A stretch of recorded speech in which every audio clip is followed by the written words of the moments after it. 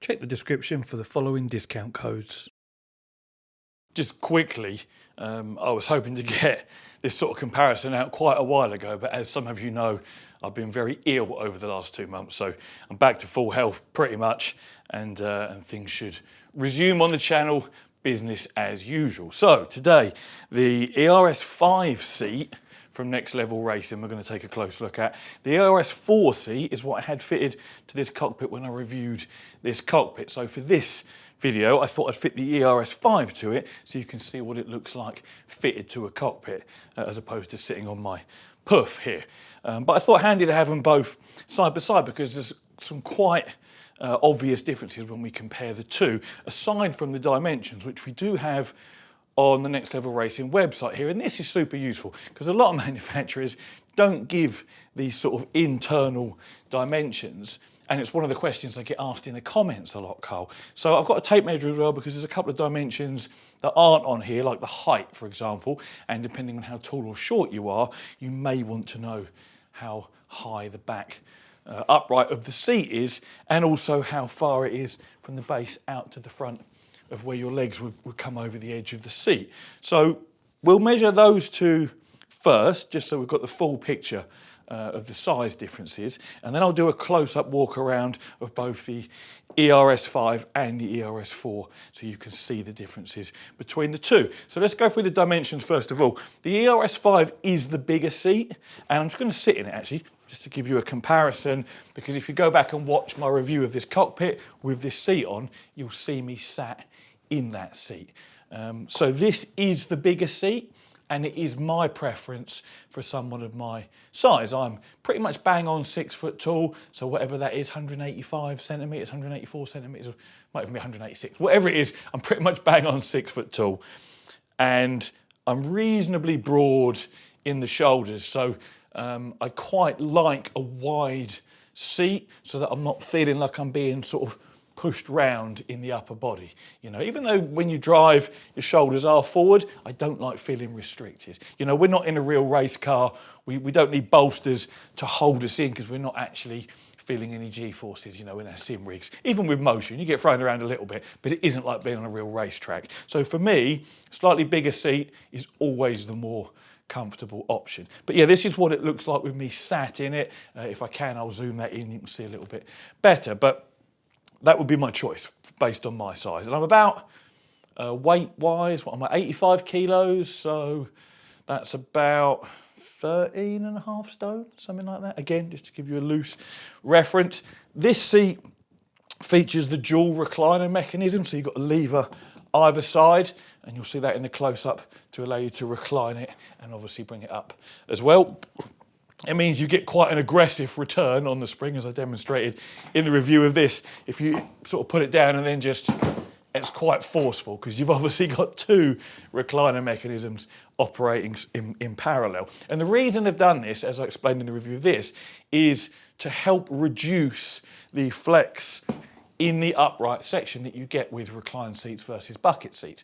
Traditionally, with just one recliner, say on the right-hand side here, the left-hand side of the seat doesn't have any sort of support to prevent it from hinging. So if you brake hard, that side of the seat would tip a little bit more than what this side would. Now you will always get some movement in these uprights when you have a recliner mechanism, because there has to be a clearance, a tolerance in the sort of gears there for it to be able to move. So it will never be as rigid as a bucket seat. If you want maximum rigidity because you find it bothers you under braking, then by all means a bucket seat is the way to go. But for those of us who have multiple people that race on our sim rigs, and we need to be able to slide seats forwards and backwards, and we need to be able to adjust the rake, then it's one of the compromises we have to make. But having two recliner mechanisms is by far the best option in helping to reduce that sort of upright section flex. You know, if I was to simulate pressing my brake pedal hard, you'll see the upright does move. And again, if you watch the review of this rig and this seat, which is my last video, you'll see that from the side probably a little bit easier as well. And it's the same mechanism, it's the same amount of flex. So that's how they compare with that. Now, at the moment, I think Next Level Racing are the only manufacturers that do this dual recliner mechanism. It's an easy fix, really, isn't it? So, dimensions-wise, let's say this is the bigger seat. If we go width across the top of the sort of wing back section on both seats, you've got 55 centimetres or 21.6 inches on the ERS5. The ERS4, 51 centimetres, 20 inches, so slightly smaller on the ERS4. Then the width across the sort of middle section, or in between like the bolsters as illustrated here, again a little bit, actually it's not, no, it measures the same, both 30 centimetres. So that's interesting because I think, this is going to be funny, can I actually sit in this without falling off? I can. Oh, actually, I was about to say, I'm sure this one felt more narrow in the midsection, but it doesn't. I'm actually going to use my tape measure and just confirm what they've put here. They've put 30 centimetres between, and that is exactly 30 centimetres. And yeah, that is also exactly 30 centimetres. So this middle section here, where your stitching is before it becomes bolster, and the same on this, they are both exactly the same, 30 centimetres. So it's wider in the upper area, like where your shoulders would be, which again, that is my preference, but the same in your sort of mid-back area. And we go down to the leg area, we've got 43 centimetres, 16.9 inches on this seat, but we're talking about this bit here, easier to see. And then on that one, 40 and 15.7, so again, a little bit narrower. And as I say, I like a wider seat. That overall feeling of width is nice for me. But that's the differences. You're looking about, 3 centimetres, which is ever so slightly over an inch. And then at the top section, 5 centimetres, which is like 1.5 inches difference between the two. And as I say, for me, this is my choice. Now, other differences, actually, before we go into other differences, let's measure the front to back length, because that is a dimension that's not on the website. So I'm measuring from sort of where the bottom of the upright stops to the very edge here. And on the ERS5, we are looking at 53 centimetres, 21 inches. I haven't actually measured this, so I really don't know.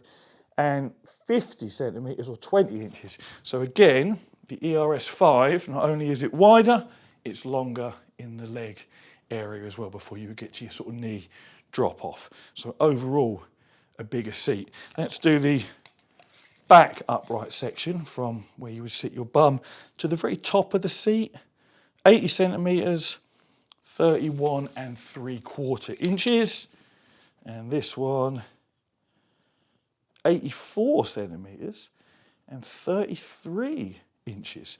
So the upright section on the ERS4 is actually higher. Yeah, it is. It's actually a taller seat than on the ERS5. Interesting. So this is kind of long and thin, and this is kind of short and wide. It's not something you sort of visually notice. Those upright sections look very similar to me, but the tape measure doesn't lie. So that's all your dimensions in the fullest extent. Let me grab a camera and do a close-up walk around, because there are other differences that I noticed. For example, the bolsters on the ERS4 sit much more proud of the seat base than what they do on the ERS5. So let me grab a camera, let me show you in detail both seats. Let's take a look at the ERS5 first. Both these seats are the Sim Aero and Fabric edition. So here is a close-up of our fabric, and as we come down to the part of the seat that you would actually be sort of resting your torso on, here is the mesh, and that carries on down to the seat base as well. This would be my choice because I get very hot when I'm sim racing. The bolsters are the fabric also. So looking at this seat, as I mentioned earlier, if you look at sort of how little the bolster sits up above the edge of the seat, the other difference here I've noticed is that this is not sewn to the bolster. When we get over to look at the ERS4, you'll see that it is. So yeah, this sort of base cushion sits higher, or it might be the bolsters sit lower. I haven't actually, how can we tell? If we look at the side bolster there, and then we look at the side of this bolster, yeah, I would say the bolsters are smaller on the ERS5 than what they are on the ERS4. And if we look at the end of the seat there, compared to this one, that's probably quite similar. So yeah, I'd probably say it's the bolsters that are smaller. I mean, I could get the tape measure and measure, but it isn't that important. What is important is this will be ever so slightly easier to get in and out of because of the reduced bolster height, and this one will not. The other difference between these bolsters, aside from the fact that, as I mentioned, this base is actually sewn to the bolster, whereas here we have a gap for dropping things down and getting dirt into. Aside from that, obviously it sits way more proud of the seat. Another difference is these bolsters are very squishy and soft, whereas the bolsters on this seat are actually very solid. And what's funny about that is a bolster that doesn't sit particularly proud doesn't get a lot of abuse, as in you don't kind of rub over it as you get in and out, but these are the ones that are more solid. And whilst a hard bolster you'll feel more as you get in and out, it will also, you know, be prone to less sort of squishing and wearing. Although saying that, because it's solid, I suppose less give means you might wear more on the top. There's pros and cons here.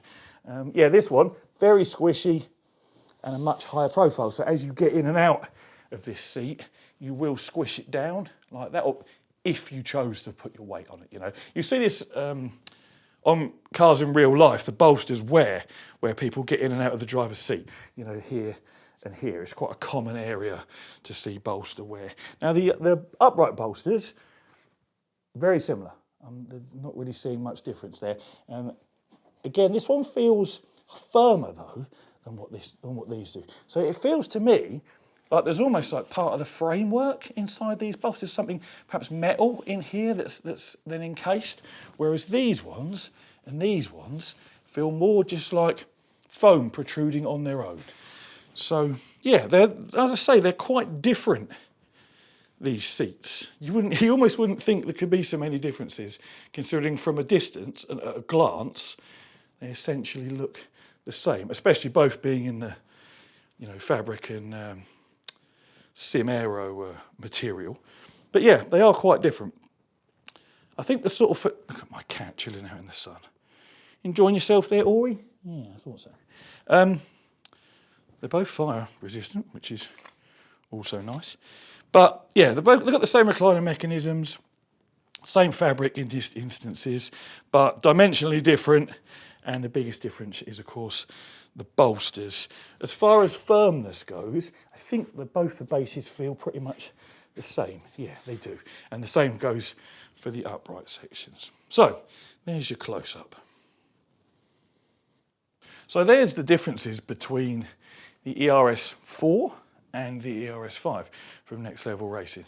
Dimensionally, quite different. This is overall the bigger seat and would be my choice.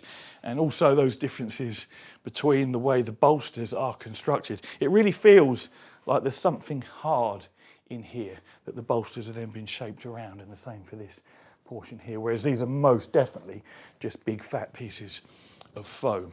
So, I mean, it doesn't really make a lot of difference functionally, but you may prefer the look of the ERS4, where the bolster is sewn into the base. It kind of transitions smoothly, and you might not like the fact that you've got a gap down here on this one, or it may not bother you, but they're the differences between the two seats, you know, and I thought it just worth putting this video together, because if you want to choose a seat and you look on the website, you can't see these differences, and you certainly can't feel the differences. So useful for people to know exactly the difference between the two and help you choose which one you might want. They're both £299, and they're also both available in suede and polyurethane, PU leather plastic.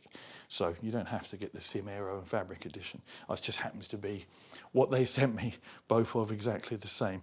There'll be a link in the description, discounted, of course, should you want to pick up one of these seats. But yeah, I think that pretty much covers everything. They've both got the dual recliners. They're both on runners for sliding backwards and forwards. They do have noticeably less flex in the upright section versus seats that don't have the dual recliner mechanisms. and we've been through all the dimensions and the physical differences. So hopefully you found this video helpful. As always, thank you very much for watching, and take it easy.